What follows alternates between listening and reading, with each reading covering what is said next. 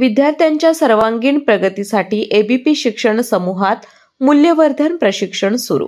हातकणंगले तालुक्यातील नवे पारगाव येथील एबीपी शिक्षण समूहात महाराष्ट्र शासन आयोजित मूल्यवर्धन प्रशिक्षण कार्यक्रमाला आजपासून सुरुवात झाली. या मूल्यवर्धन प्रशिक्षणाचे उद्घाटन एबीपी शिक्षण समूहाचे अध्यक्ष ए.बी. पाटील यांच्या आणि उपस्थित मान्यवरांच्या हस्ते दीप प्रज्वलन करून करण्यात आली. या प्रशिक्षणास पारगाव आणि वाठार केंद्र शाळेतील शिक्षक सहभागी झाले आहेत.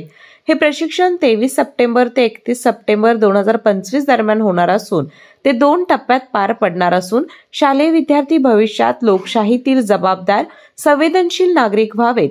विद्यार्थ्यांच्या शिकण्याची पातळी, समज, कौशल्य आणि प्रगती यांचा अभ्यास करून त्यानुसार योग्य निर्णय घेण्यासाठी या मूल्यवर्धन प्रशिक्षणाचं आयोजन करण्यात आलंय. यावेळी अध्यक्षीय मनोगत व्यक्त करताना शालेय ज्ञानाबरोबरच विद्यार्थ्यांमध्ये लोकशाही मूल्य, सामाजिक जबाबदारी, नीतिमत्ता, कौशल्य आणि सहजीवनाची तत्वे आत्मसात होणं गरजेचं आहे.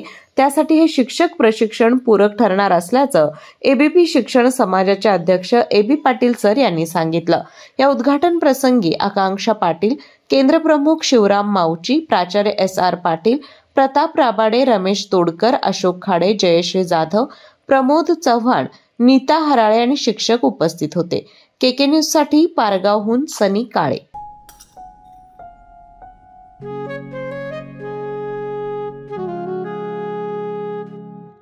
बाबा, आज येताना बासुंदी घेऊन या ना. अगं, कालच आपण आईचा वाढदिवस होता म्हणून आणली होती ना. ऐकलं, गोकुळची बासुंदी पुन्हा खावीशी वाटतेय.